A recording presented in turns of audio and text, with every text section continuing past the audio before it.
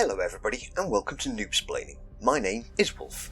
If this is your first time here, this is where I noob-splain the crazy over-the-top world that is Warhammer 40,000 that nerds like me love so much. If it's not your first time here, then please hit that subscribe button and don't forget to leave a comment on what you like or dislike. This week I am again taking a break from the Combat Patrol reviews so I can talk about each of the legions. When I say talk about, I mean give you the basics and then probably mercilessly take the piss out of them somewhat. So let's get the basics down. What is a legion? The original Space Marine legions were created by Emperor Chris himself, each led by a Primarch that is a genetically created demigod consisting of some of Emperor Chris's own DNA, some other DNA, and potentially a lesser warp being. The fact of the matter is that we know very little about how they were actually created, and the only man who can tell us, Emperor Chris himself, has been sat in his chair for the last 10,000 years not moving much, compared to the fact he used to be the OG.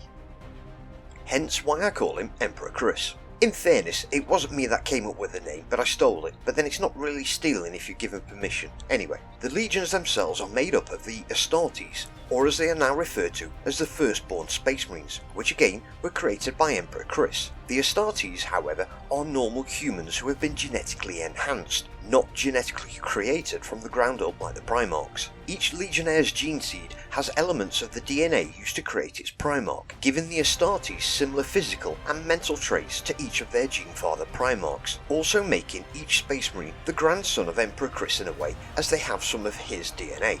A few years ago in the actual world, the Space Marines got an in-game loot box and were upgraded to the Primaris Marines. In the actual game timeline, the Astartes have been around for 10,000 years and have only been recently upgraded to the Primaris. When the Primarchs were still babies in their incubators, they were yeeted across the galaxy through the warp, and so Emperor Chris and the legions he had made so far went on 20 little side quests to find them whilst working on the main story quest of galactic domination. Now this is important to some legions, as being reunited with their Primarchs sometimes resulted in massive changes to the legion. Now bear in mind, when the legion list was first created, some of the legions got a lot of love and attention from the script writers, while the others seemed very rushed, like the writing staff just wanted to get to the pub early. This is basic because that is exactly what happened. Only a few of the legions were meant to be really popular and get the spotlight, but as time went on and the Horus Heresy developed from a tiny little paragraph into the main story arc that is now the backbone of the world of 40k as it is today, the result was that all the legions became major players, which wasn't in the original plan, so the lack of detail originally given to some of them really begins to show when put under the limelight.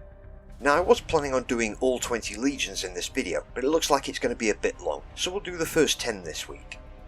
The first legion, the Dark Angels, originally wore black armour, but now it's dark green, and they are not just the first legion, they were the original legion. As such, they created all the combat doctrines that all the legions now use.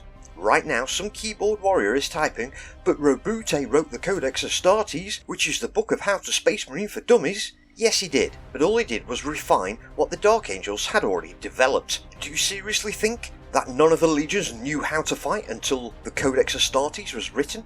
Anyway, on top of the fact that they created all the combat doctrines, when they were reunited with their Primarch, Lionel Johnson, or the Lion, he further enhanced those combat doctrines with the Hexagrammaton, of which the Deathwing and Ravenwing are still part of those combat doctrines to this day. As they were the first, they are very arrogant, and whenever another legion improved on those combat doctrine, Dark Angels just ignored them, as they know they are already the best. This earned them the unofficial nickname of the Uncrowned Princess from the other legions, but that they would never be called that to their faces. Space Marines are tough motherfuckers, but they're not stupid. Well, most of them are not anyway. During the Horus Heresy, a large portion of the Legion fell to the corruption, siding with neither Emperor Chris or Horus, and instead wanted to go alone. They were actually stupid enough to open fire with the orbital defences of their home planet on the Lion's flagship. Needless to say, the Lion was pretty pissed off about this, and so he destroyed the planet, and then went for a little nap to sleep off the sadness. That nap lasted about 10,000 years. To this day, the Dark Angels keep it very secret that some of their legion went traitor, as they are the first legion, and like the eldest brother in any family, have to be the best and someone you look up to. So they keep that skeleton well and truly in the closet. The legion is best described as the Emperor's exterminators, as they just go in and delete shit and move on, without much singing and dancing about what they did. If you want a race or a planet just quietly removed, this is the legion for the job, because as the Dark Angels like to say, loyalty is its own reward. Originally they were based on Native Americans, but this was retconned to make them Catholic warrior monks with names like Azrael, Lazarus and Belial. Next we have the Second Legion, who officially all records have been expunged and their Primarch is known as the Forgotten. That's it. All we know. There have been snippets of information that many fans have extrapolated on to create their own fan theory, myself included. My theory is this Primarch is currently rotting in a cell underneath the Emperor's palace, having been thrown in there as a certain other Primarch couldn't bring himself to kill another of his brothers. But more on that later. The third legion is the Empress Children, and known for their purple armour. They were also the only legion given the honour of wearing the Imperial Aquila on their chestplates. This made them very proud, and they have strived for perfection in all things including warfare, to the point they would celebrate a victory with a huge feast before they even went to war. Vain and arrogant is the best way of describing them. Their Primarch Fulgrim was the epitome of this, and couldn't walk past a mirror without stopping to admire how much of a pretty boy he is. This legion soon fell to chaos and became the heralds of the warp god Slaanesh. Post-heresy, all the loyalist legions were allowed to wear the Imperial Aquila, and still do to this day.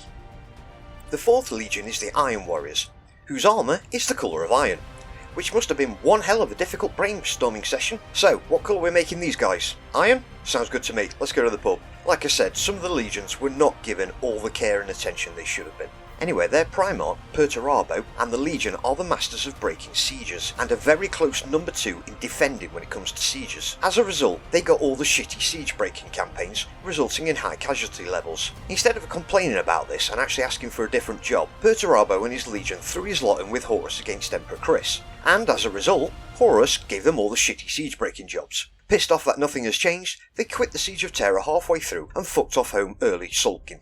The 5th Legion, the White Scars, wearing, funnily enough, white armour, are loosely based on the Mongols, were originally the pioneers of all the legions, acting as scout units for the Great Crusade. As such, they made extensive use of land speeders and bikes. Upon the finding of their Primarch, Jagatai Khan, who is loosely based on Genghis Khan, and who also happened to be a speed freak, he recalled all of his legionnaires from their scout duties to form them into an actual fucking legion, which took quite some time, so they didn't do much during the Horus Heresy until very late in the war. They are a legion that specialises in using fast attack vehicles. Basically, if it won't get you a speeding ticket on the motorway in first gear, it's too fucking slow for them. They were one of the 3 legions defending Emperor Chris's palace in the last turn of the game.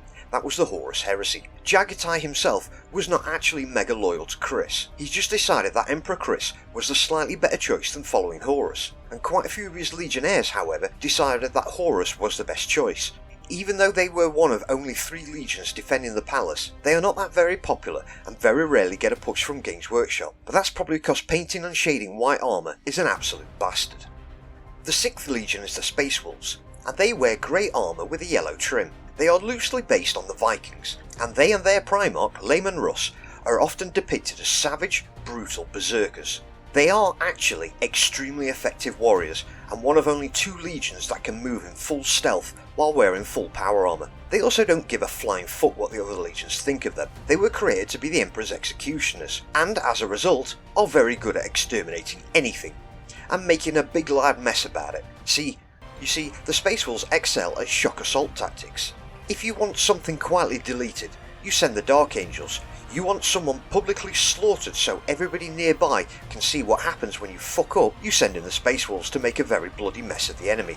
In canon, Lehman Russ failed to kill Angron, Magnus the Red and Horus in that order. I have a theory on this that I will elaborate on later, but Lehman Russ is that much of a fucking unit, the Imperial God named a tank after him. The Space Wolves were one of the trifecta legions that Emperor Chris had a specific plan for, but Emperor Chris getting filleted by Horus fucked that plan up, so we'll never know what the trifecta was really for. The Space Wolves as well will only take orders from Emperor Chris and Lehman Russ, and seeing as Emperor Chris doesn't speak anymore and Lehman has gone walkies, they do just what the fuck they want. The Imperial Fists, who wear yellow, are Legion number 7, and their Primarch, Rogel Dawn, is an absolute brick shithouse of a man, even for a Primarch. He is also one of the very few Primarchs to get a confirmed Primarch kill. They are the yin to the yang of the Iron Warriors, being the masters of defence in siege warfare and a close second in taking down sieges. It was Rogel and his legion that were tasked with overseeing the defence of the Empress Palace during the heresy. This was seen by Perturabo as an insult to his siegecraft abilities, which helped him make the decision to go traitor. But at the end of the day, the Iron Warriors were experts at breaking sieges, not defending them, and the Imperial Fists just pipped them at the post for that. The Imperial Fists are a very much loved legion by some. As the main legion to be defending the palace, they didn't do much until the end of the Horus Heresy, and again get very little love from Games Workshop, even though they were basically responsible for keeping the palace out of Horus's hands. This is probably because yellow is just as fucking horrible to work with as white when it comes to painting the minis. They are a tough, stalwart legion, and it is said if they build a sandcastle, the tide can't wash it away. The only way you get into a place that is defended by the Fists is if they want you to, but you're going to fucking bleed a whole lot before you do. I can empathise why this legion is so popular, but personally, I just find them incredibly fucking boring. The 8th Legion is the Night Lords, who wear dark blue, and they and their Primarch, Conrad Kurz, specialised in, you guessed it, nighttime warfare. Using terror and fear as their main tactic, they would often just frighten a population into compliance. It didn't help that lots of their recruits were convicted convicts who were then turned into Space Marines, making them hyper-violent bullies. Their Primarch, Conrad, could also see the future, which drove him batshit crazy, and despite being able to see into the future, managed to lose a sword fight to the Lion. He also let himself be killed by an assassin, many people calling him the emo version of Batman.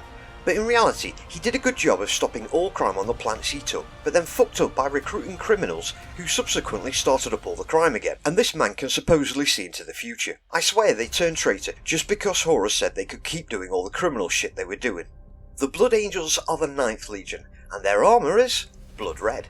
Their Primarch is Sanguinius, which is literally Latin for blood, and he has wings and is often described as an angel, making him the Blood Angel. Like I said, not much thought was put into all the legions initially. The Blood Angels are experts at melee warfare and love getting stuck into hand to hand, probably a little bit too much. They also happen to be fucking space vampires and have a couple of flaws in their gene seed, the first being the red thirst that makes them crave blood, the other being the black rage that turns them into batshit crazy berserkers. An argument can be made that they are better shock troopers than the Space Wolves because of how much they love hand-to-hand combat, but the Space Wolves are called hyper-violent for a reason, yet the Blood Angels are called excellent warriors. The Blood Angels were the 3rd Legion that was defending the palace during the Horus Heresy, but unlike the other two, were very active throughout the whole war, and only just made it back to the palace in time to help defend it. The Primarch Sanguinius is often touted by many as the most powerful of the Loyalist Primarchs, but in all honesty, I wouldn't even put him in my top 3. His main advantage is his wings,